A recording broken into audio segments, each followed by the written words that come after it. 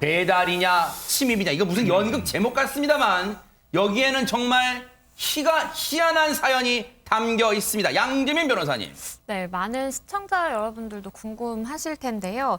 잠겨있지 않은 미용실 뒷문으로 들어가서 택배 상자를 두고 온 그 행위가 과연 배송일지 침입일지 좀 오락가락 하실 것 같은데 네. 이게 작년 8월에 실제로 있었던 일입니다. 아하. 이 택배 기사가 서울의 한 미용실에 이제 배송을 가야 되는 상황이었는데 네. 신축 건물 1층에 위치한 미용실이었습니다. 아하. 그래서 미용실 이제 앞에 택배 상자를 배달을 하려면 이 현관문을 통해서 가야 되는 상황인 거예요. 근데 이 현관문을 출입하기 위해서는 그 도어락을 열어야 되는데 비밀번호를 모르는 상황이었던 거죠. 네. 그래서 이 고객인 이제 미용실 주인에게 전화를 걸어봤지만 전화를 받지 않는 상황이었습니다. 네. 그래서 어떻게 해야 되나라고 생각을 하다가 보니까 이 미용실 뒷문으로 통하는 뭔가 주차장 뒤에 문을 발견을 하게 된 겁니다. 아하. 그래서 당연히 이 택배 기사 입장에서는 혹시나 이 문이 열리나 하고 이제 열어본 거예요. 근데 뒷문이 열렸고 네. 그러다 보니까 이제 배달을 해야 되잖아요. 네. 그래서 한 4-5걸음 정도 이 미용실 안에 실제로 본인이 들어가서 아하. 물건을 놔두고 되돌아오게 됩니다. 네.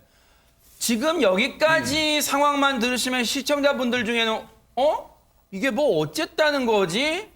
이러시는 분도 계실 것 같습니다. 안진영 기자님. 일단 택배 기사도요, 이 뒷문을 허락 없이 열고 들어가서 물건을 두고 온 게 마음에 걸려하고 있었는데 다른 배송지로 이동을 할 때 이 미용실 주인에게 전화가 걸려오는 아하. 겁니다.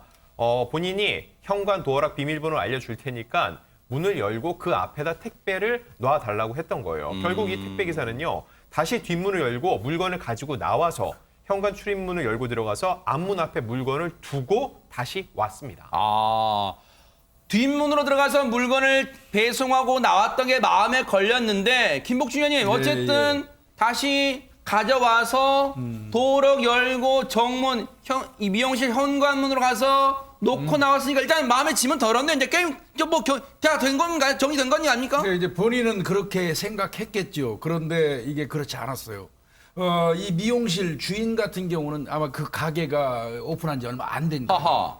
그런데 그 뒷문 쪽으로 발자국이 찍혀 있거든요. 아하. 그러니까 이거는 누군가가 자신의 업장을 뒷문으로 침입했다고 판단한 거예요. 그래서 경찰에다가 신고를 하게 됐고 결국은 뭐 CCTV라든지 이런 거에 의해서 이제 이 경찰이 이 뒷문으로 들어갔던 사람이 누군가 보니까 택배 기사 아니겠습니까? 그래서 건조물 침입 혐의로 이제 경찰 조사를 받게 되는 겁니다. 아니 최진봉 교수님. 예. 건조물 침입 혐의라니요. 뒷문이 열려 있어서 몇 걸음 너댓 걸음 들어가서 물건 놓고 나왔던 건데 그게 다 고스란히 찍혀 있을 거 아닙니까? 그렇죠. 근데 이제 문제는 뭐냐면 이게 사실은 법적으로 보면 그렇다 문이 열려 있다고 들어가면 안 되는 거죠. 사실은 아하. 법적으로는 그렇습니다. 그러나 이제 우리가 사회 통념상 뭐 그것도 가능한 거 아니냐 이렇게 생각할 수 있는 택배 기사는 아마 그렇게 생각해서 물건을 안전하게 주인이 받을 수 있도록 하기 위한 방법으로 이렇게 했던 것 같아요.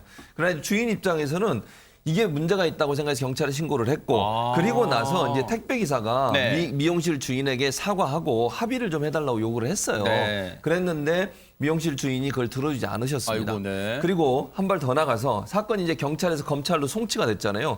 그리고 나서는 이 미용실 주인이 합의금을 300만 원을 요구를 합니다. 아하. 근데 문제는 뭐냐면 택배 네. 기사 입장에서 합의금 300만 원을 갑자기 마련하기가 쉽지 않잖아요. 그렇죠. 하루하루 이게 일해서 먹고 사시는 분이기 때문에 그게 어려울 수 있어서 그래서 이제 검찰이 이게 합의가 잘 안 되니까 검찰이 어떻게 이 문제를 해결하려고 했냐면 택배 기사에게 벌금 50만 원의 약식 명령을 청구를 하게 됐고요. 네. 아직 법원의 판단을 기다려봐야 되는 상황입니다.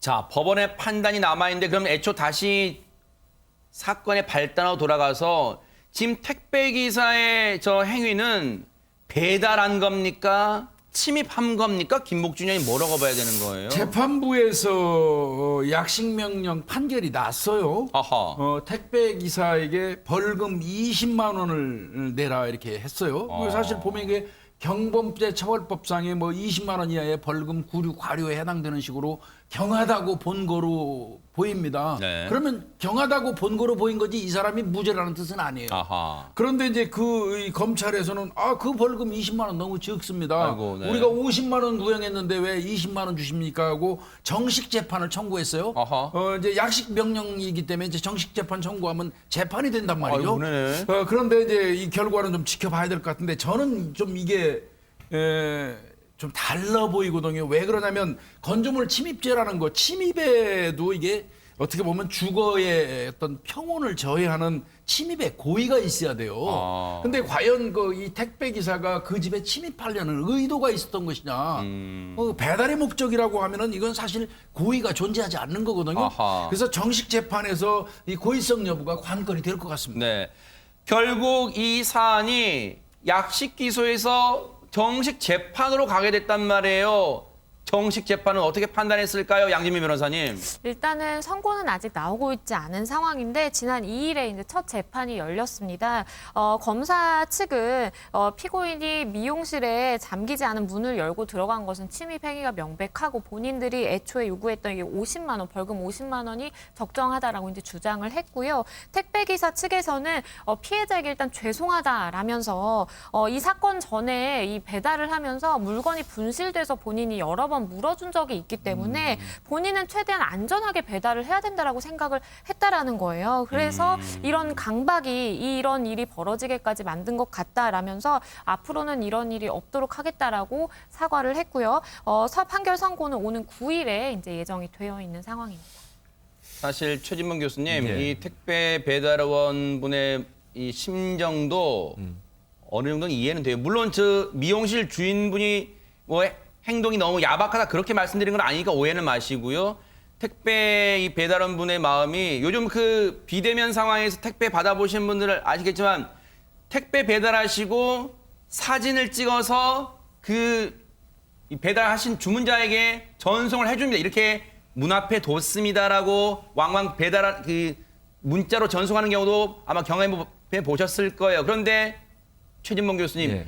택배를 분실해서 여러 번 물어준 경험이 있어서 이랬다는 거 아니에요, 지금? 그렇죠. 그러니까 본인 입장에서는 만약 그걸 밖에 놓고 갔을 때 분실이 되면 본인이 책임을 져야 되는 거잖아요. 그러니까 안에 누가 있어서 그걸 직접 전달하면 문제가 없지만 보통 사람이 없을 때는 현관문 앞에 놓고 가거나 아니면 이렇게 이제 건물 같은데 어느 곳에 놓고 갈 텐데 그리고 나서 잃어버렸을 때는 뭐 받는 사람 입장에서는 이거 잃어버렸으니까 분실 책임 당신이 지세요라고 하게 되면 택배기사 입장에서 택배 하나 배달해서 얼마 받지도 못하잖아요. 그거 하루 일당 아니면 뭐 일주일 동안 일한 돈 다 물어줘야 되는 상황이 될 수도 있어요. 그러니까 본인 입장에서는 아마 안전하게 물건을 전달하는 목적이었던 것 같아요. 네. 김복준 의원님 말씀하신 것처럼 침입의 개념 자체를 물론 문을 열고 들어간 건 분명히 맞죠. 근데 네. 그게 과연 그 집의 어떤 평안을 깨려고 했는지 정말 의도적으로 그 집에 침입하려는 의도가 있었는 건지 하는 부분들을 검찰도 좀 잘 살펴봤으면 좋겠어요. 그러니까 법원이 판결에 대해서 이렇게 다시 상고를 한 거가 과연 이게 합리적인 판단인지는 제가 볼 때도 좀 의문이 있어요. 그래서 이게 합리적인 생각과 판단을 가지고 이 택배기사 행동을 좀 본다고 하면 네. 어느 정도 접점이 찾아지지 않을까 이런 생각이 듭니다.